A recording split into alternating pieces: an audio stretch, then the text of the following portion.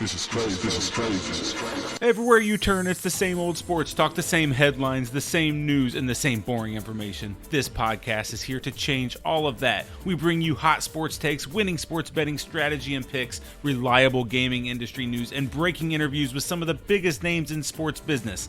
My name is Ryan Knuppel, and welcome to the Knup Sports Show. Welcome to the Knup Sports Podcast. I am Rodney Knuppel, not your typical host, as Ryan Knuppel's been doing most of the podcast here recently, but Rodney Knuppel here at the Knup Sports Podcast, and I've got a great guest on the line with us. I call him a sports betting industry expert. He may be known as an analyst, but I think he's the expert, and he broke some big news regarding the state of Illinois. I am here in Illinois while Ryan, the other side of us, is down there in sunny Central Florida. But he broke some big news. Chris Altruda is joining me, and he's going to talk a little bit about the Illinois sports betting news that went down. Chris, first of all, how are you doing this afternoon? Pretty good out here on the north side of Chicago. Nice sunny Friday, and hopefully I'll step outside of my back deck of my apartment and soak it all in at some point.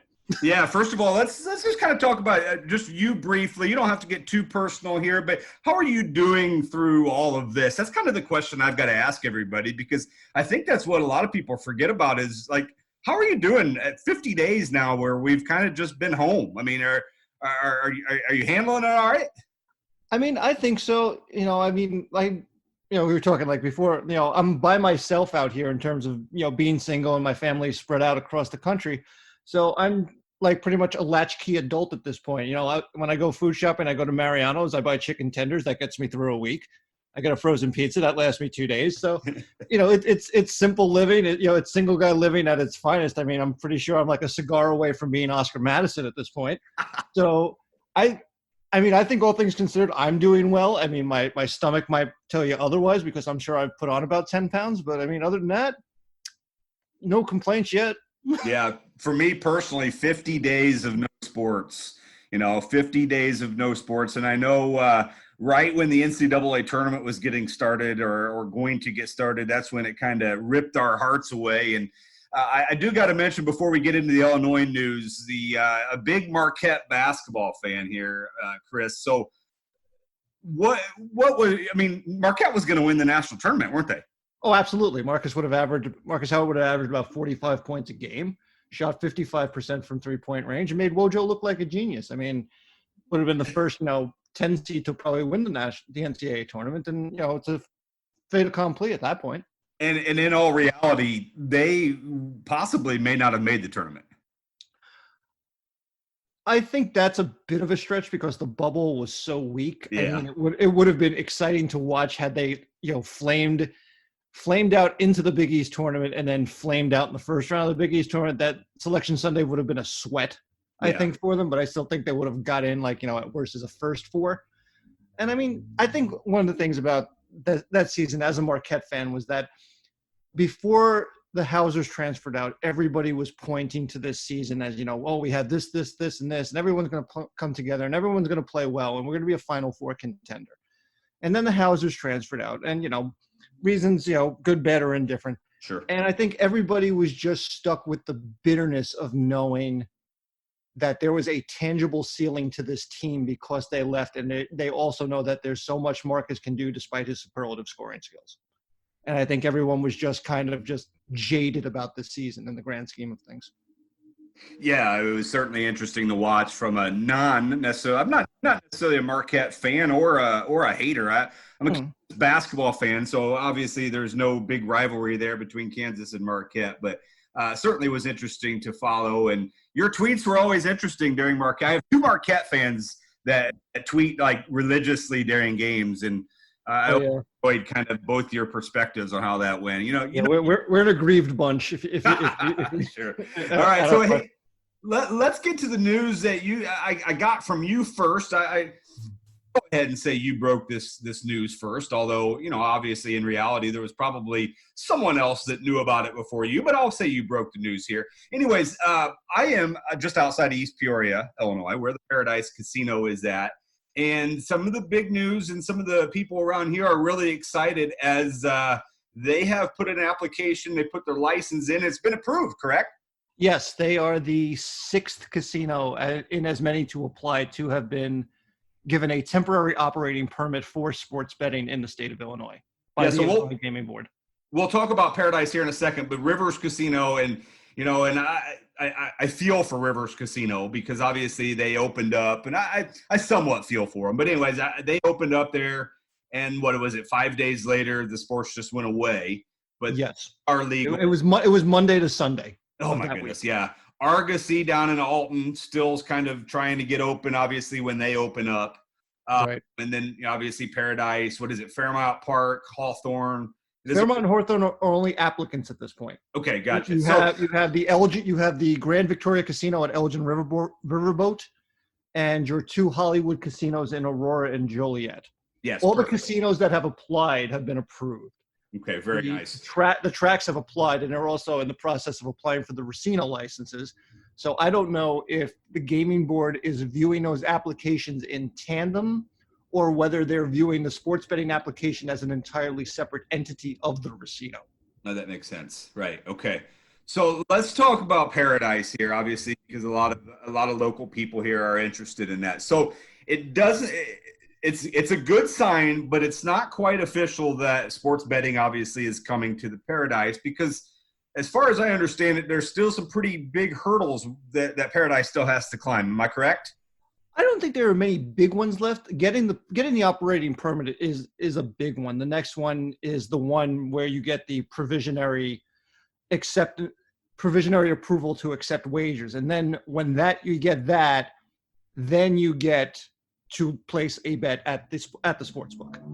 And that, right now they're pretty much, the finish line is in sight for Paradise. Pretty much what it comes down to. Right, but there's no real meetings in sight. Nothing that they're gonna, finalize this. Is there? There's not a date that this is. No, they canceled a scheduled meeting last week, which means that at some point, I imagine, like somewhere, I want to say near before Memorial Day, but around Memorial Day, there should be another scheduled meeting. And the other thing they have to do at some point is have the Joint Committee of Administrative Rulemaking meet to discuss the Tier 2 rules, which also has been put back on the back burner, so to speak. I looked at the agenda for the May 18th meeting, and provisionally right now, there was nothing under the sports betting rulemaking on the agenda. Now, that doesn't mean it won't come up. It's possible it could be an add-on item.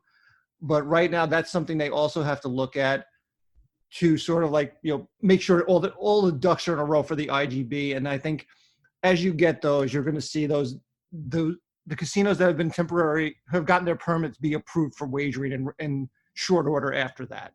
Very nice. So, I mean, obviously, we're all in kind of a wait-and-see mode with the pandemic going on right now. But let's say things do start to clear, hopefully things are opening up here over the next couple weeks or months or whatever. I mean, we could realistically, if the Paradise get their ducks in a row, see sports betting by September in the NFL season. You think that's a correct statement? I think that's a realistic statement. I believe that they can do that. I think one of the other things is that if the other leagues come online, we're talking Major League Baseball, the resumption of the NBA and NHL seasons, those can in some respects serve as a dry run for football. Now, whether college football comes back with the NFL is a very big if at this point, because you can see that colleges are skittish about even opening their campuses. So you're not going to get that volume that the NFL brings until the NFL is open and there are bets being placed on it. So that will be a logistical stress test for sports books should it come to pass.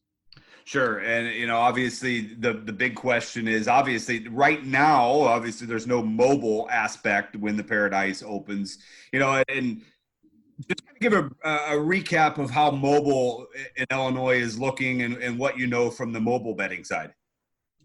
So the mobile betting side is that an internet-only operator, which for this instance was specified to FanDuel and DraftKings, could not apply until 18 months after the first, what we believe to be is after the first wager was placed.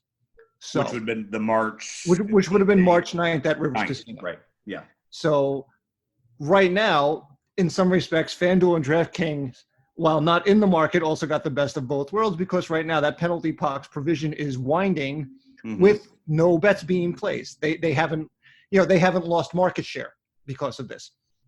Now, one of the questions is, and some of us where I work have kind of batted this around, is whether or not Rivers Casino, because they do have pull in the state, is going to make a racket to the state, to the General Assembly, going, because this happened and the casinos were closed, that the clock shouldn't have been moving, which will start off, if someone latches onto that, would probably start off another fight between Rivers and FanDuel and DraftKings. Mm-hmm. So yeah, sounds messy, and I can't imagine that Rivers isn't going to fight this. But obviously, going 6 to 8 weeks so far, and who knows how long this is going to continue. And even at that, the sports. I mean, we're not going to see. I guess we'll see NASCAR here soon. We've seen some NBA coming up, but we're not going to see any of the big sports until I would guess at least probably July 1st. I know baseball's talking about maybe late June, but yeah, I would guess there'll be quite a fight there. But so I guess from Paradise side, locally, so we're not looking at any. I mean, I guess so they could open up mobile betting when they're ready. Is that right? I believe it's the case, because it would be tied to a sports book at a physical location, that the sports book would be able to offer a mobile service. Yes, I believe that to be the case. Yeah, because I mean, the latest I was understanding was Rivers was trying to get closer and closer to offering the mobile bet. Obviously, I don't know where they're at now with the layoff that we've had, but that was going to be available in the summer. Well, I think the thing is Rivers will definitely be, in all likelihood, will be first to offer. Yeah. The Geo Comply group, which does the geofencing, has teamed with Rush Street Interactive, and Geo Comply was recently approved as a supplier by the IGB. So in essence, Rush Street Interactive has everything in line to offer mobile sports betting. Now, whether or not they're going to do it with fanfare, or they're going to, sit and wait and see how things come back and then tap on your phone and place a bet, or whether it's going to be like Iowa, where you have to register in person in order to access the betting app. Sure. Yeah, that's a big question there. That'll be interesting to see what happens there. Let's move to so Colorado is the latest. Obviously, Colorado, Virginia are some of the latest here, and I think a lot of experts, industry experts, are talking Colorado could be a major player in the sports betting scene. Obviously, when it comes back, what's just your general thoughts on the sports betting scene there in Colorado?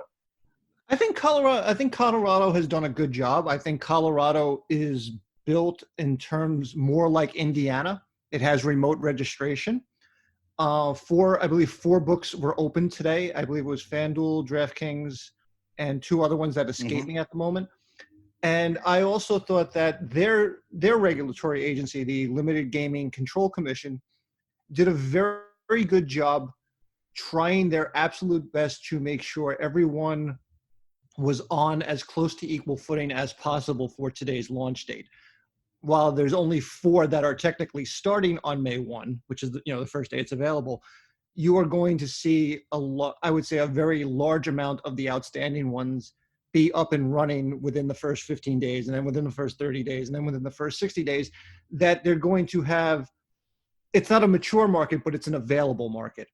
And that's one of the things that makes Indiana, so appealing. I mean, even with the pandemic, they still had a handle of almost $90 million in March, even with, having the casino shuttered for half the month because of that online presence. I think I read where with Colorado and Virginia coming, the country's something like 20% of the country now has legal betting. That number could be a little off, but how soon, I'm talking years here, how soon do you think we're going to get 50 to 75 to, are we ever going to get 100% of the country in legal bet? What's just your perspective on maybe the rest of the country and maybe where some of them are coming out of? I don't think we'll ever get 100% just because Utah will be the lone holdout forever and ever because of the Mormon religion. I think you need one of the monstrous states to be the domino that falls. I mean, Florida is in negotiations. At the same time, they have to deal with the Seminole tribe. Texas, for whatever reason, does not have gambling, and this has personally perplexed me, because if ever there was a market that, would just go raise money hand over fist for a betting market, it's Texas. And what makes it even funnier is that literally every border state on Texas has a casino literally right over the state wall.